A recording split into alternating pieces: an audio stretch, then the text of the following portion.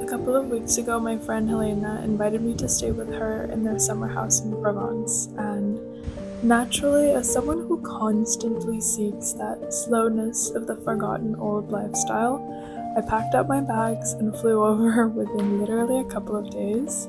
The beauty of the house was truly exceptional, and it reminded me so much of the Fondation Maet in the south of France, with its exposed stone, big windows, and space balanced with elements of carefully curated design.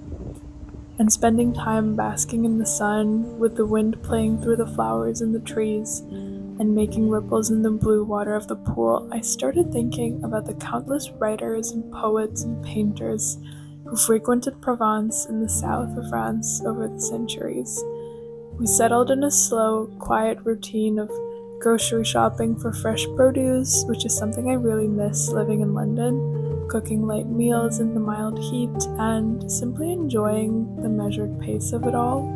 I recently left my corporate job to pursue being a full-time artist, and something which has been very central to my life is the pursuit of ideas and inspiration. And while I never turn to nature or the little things in life for visual references for my paintings, I tend to gravitate towards gilded halls, formal attire, and everything grandiose. These breaks and time in nature have been so essential to me lately, as someone who still largely works online, to help slow down and refresh my mind, so I find them absolutely invaluable. And Provence is the place where artists have historically flocked to do that.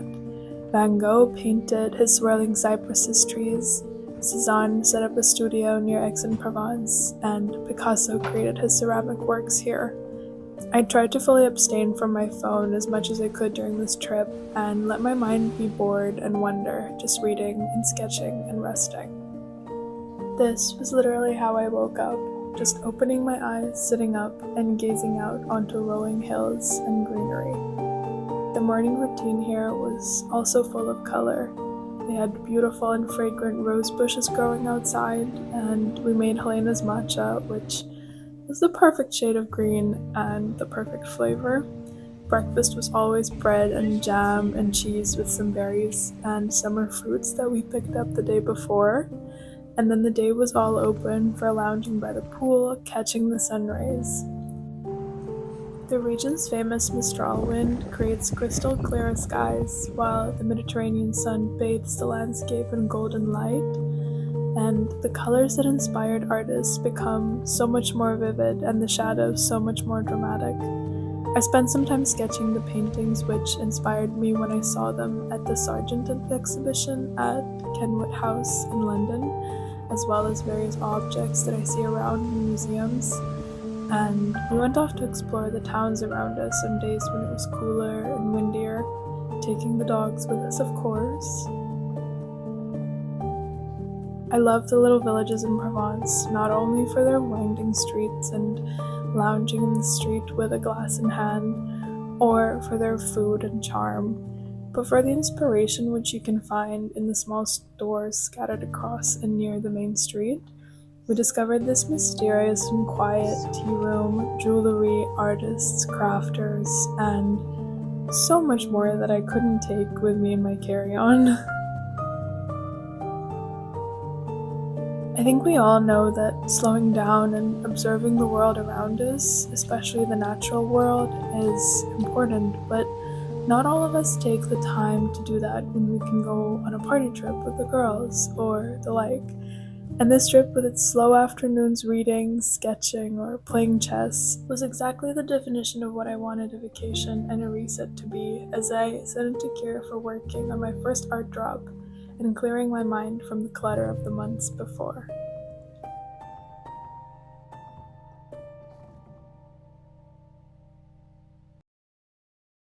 Hey guys!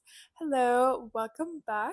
I thought it might be really interesting to combine the idea of a video essay on the theme of something that I'm thinking about lately, or exploring, or researching, or something that's reflected in my life or art with a vlog format. So these videos would kind of be an amalgamation of travel, restaurants, books, ideas, art, and how it all feeds back into my life and a single central idea that I'm working on or researching or just obsessed with. So, for this video, because over the period of the last 3 weeks over which this is filmed, I have essentially been working on putting together the ideas and laying the foundations for my first art drop. The essential thing that I've been doing is understanding what I like to paint, and what I would like to sell, and what I would like to make this first drop about. And for that, I needed a lot of inspiration.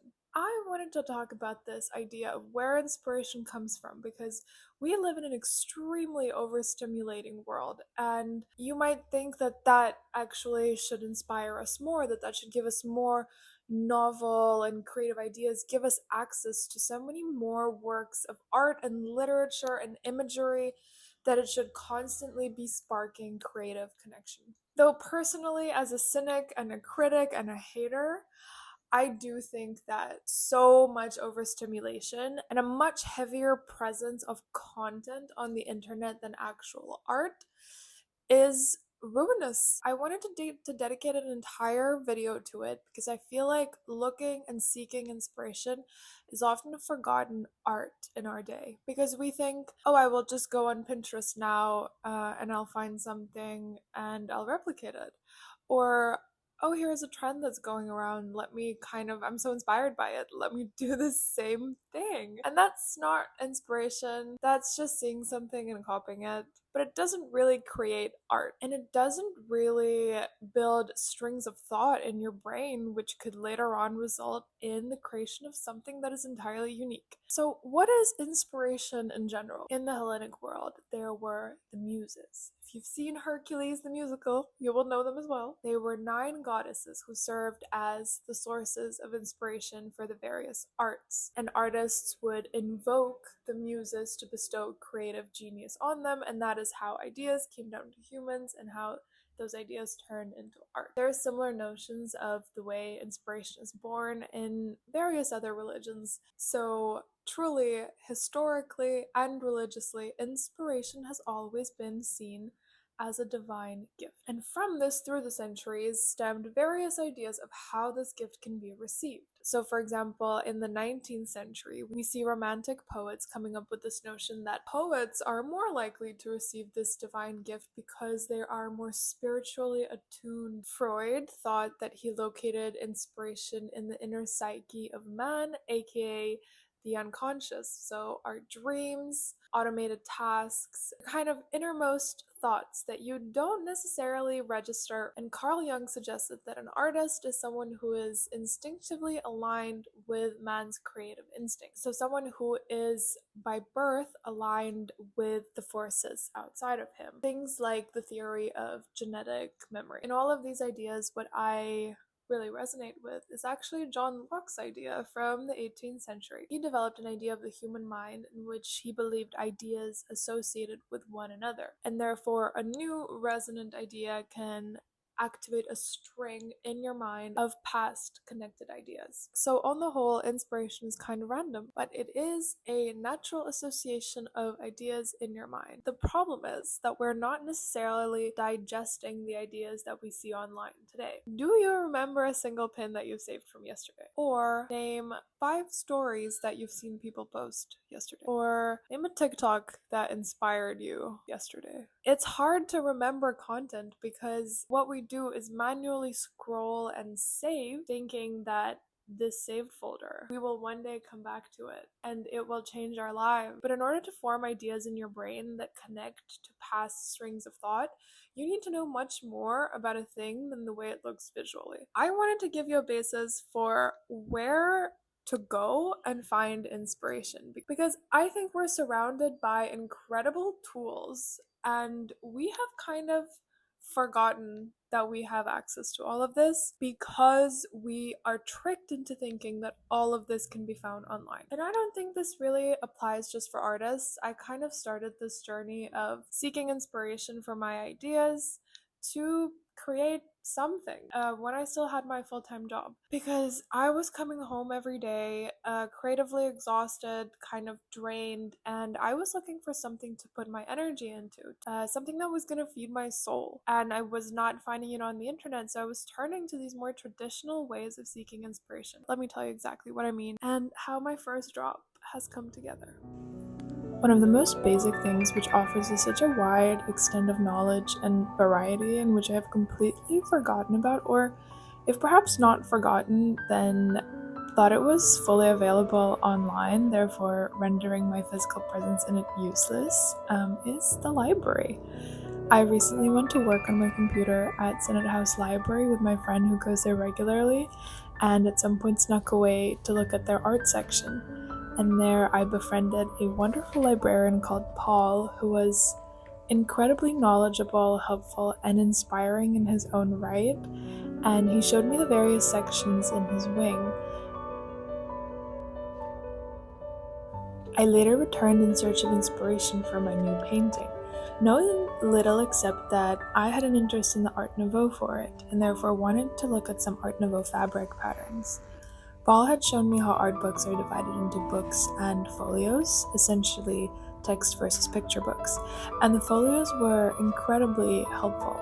I found some images of Bruegel's paintings, which immediately sparked some ideas for the future, and by the time I got to the Art Nouveau section, I had already found several things which I didn't know I was looking for, like a bunch of Bouguereau paintings with unknown present-day locations, which really just shows you the extent of the cataloging in the library which you can find compared to the online. And when I located a book on Art Nouveau in the 20th century, I flipped through and found a gem of a photograph, which immediately helped me decide on the direction of my future painting, but more on this later. And one thing which I have to mention is that with inspiration and kind of looking for ideas, reading, getting inspired, there's a lot of note-taking involved. So remember to take notes of everything you do and see. I think it will help to build the connections in your brain and create a space to which you can return later on. The second place that I gravitate towards when looking for inspiration are the permanent object and art collection of museums, especially the rooms that you would normally walk by quickly on a regular visit. To find inspiration for a series of small paintings of famous threes, I went to the European Armory of the Wallace Collection to find objects which may fit into my compositions. I looked for scissors and a vintage revolver amongst the rows and rows of exceptional metalwork. I took photos of them for references to paint later, and when I inquired with the museum staff about whether or not I could find these objects in their online catalogs, they mentioned that they are not in fact publicly cataloged like that, so I was especially glad that I went because the revolver I found fitted so perfectly into the composition of my painting once I sketched it out. For some more basic inspiration for things like animals or hands, I usually just find them online, save several images, and blend them together in my mind while sketching them onto the canvas. One of the other famous trios that I'm working on is the three illuminated hairs, which create an illusion with their ears, of every hair having 2 ears, but there only being 3 ears in the photo.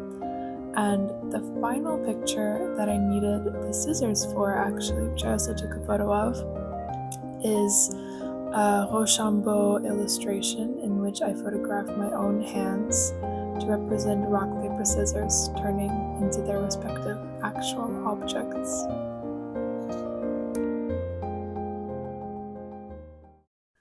And returning to the topic of my big painting, in the library I found the setting for it, which I wanted to paint, but I drew on literature for the subject of my work. The image I discovered in the library was of an Art Nouveau mansion in Moscow I never knew existed, And when I started thinking of the figures which could fill this mansion, I wanted to explore the tropes in Russian literature which could fill its walls. Books and bookstores, which catalog titles in ways I always find inspiring, are my ultimate source of inspiration. In this case in particular, I came looking for The Master and Margarita, one of my favorite Russian novels. But while looking through the stacks of books on the shelves, I found other volumes which I wanted to buy to later consult for inspiration, such as Afanasyev's complete compendium of Russian fairy tales, as well as Tolkien's works, which I haven't read apart from The Lord of the Rings. For my major painting, I started with a grid sketch, measuring out a grid to more easily and exactly sketch the composition that I had pre-sketched on my iPad. This was a very rainy week at the studios, so I was feeling probably the most inspired because when it's sunny, I'm straight under a massive skylight and it's a bit hard to paint, I have to say, because all I want to do is be outside. But I finished the sketch in essentially one day, which is quite fast for a painting of this size. It's 1 meter by 1.20 meters.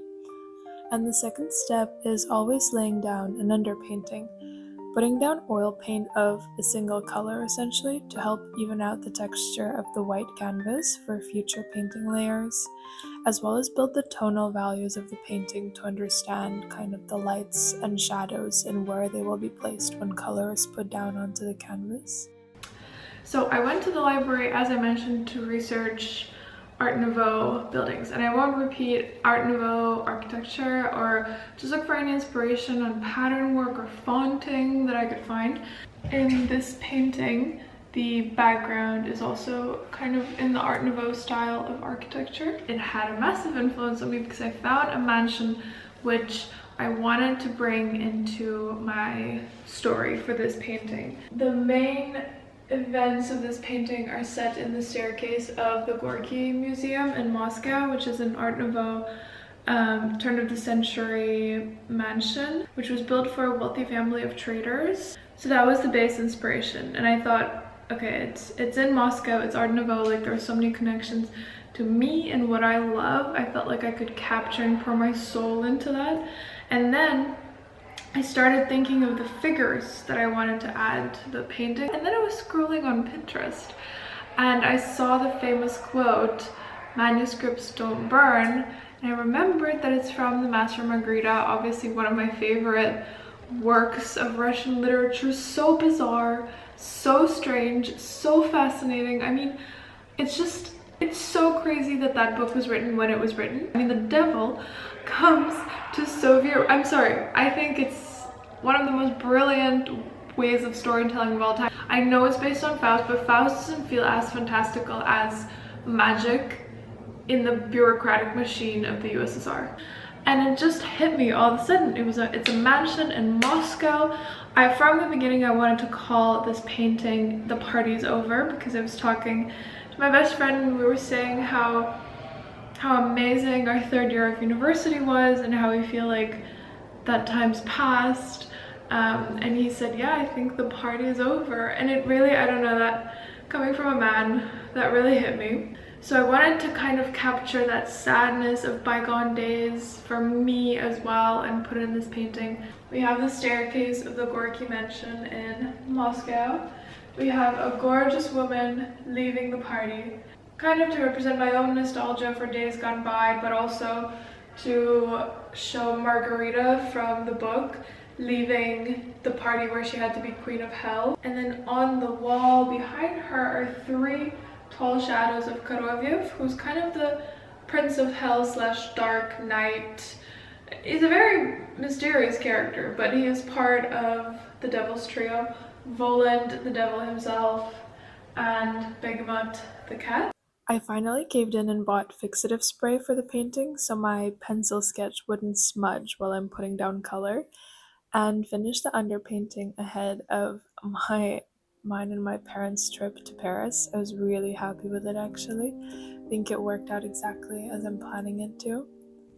And I want to say a few words about Paris because during this trip we stayed in the most exceptional hotel, which I really wanted to share with you. It's located above a gentleman's store called Cinabre, and they designed two large, incredibly quirky suites above it. We stayed in suite number one.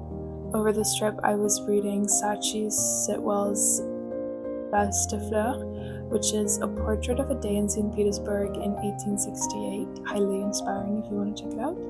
And our suite had a cocktail counter, record player, an open plan kitchen with these beautiful lacquered wood panels. All their porcelain and metal pieces were incredibly beautiful, and I wish I could take all of them home with me. We had a winter garden to sit in, which was just a ceiling covered with glass. In the bedrooms of both of their suites, they have a Hastings bed, which is reputed to be incredible for sleeping, and all kinds of quirky details true to their form. And it was honestly an incredible space to spend time in and create in.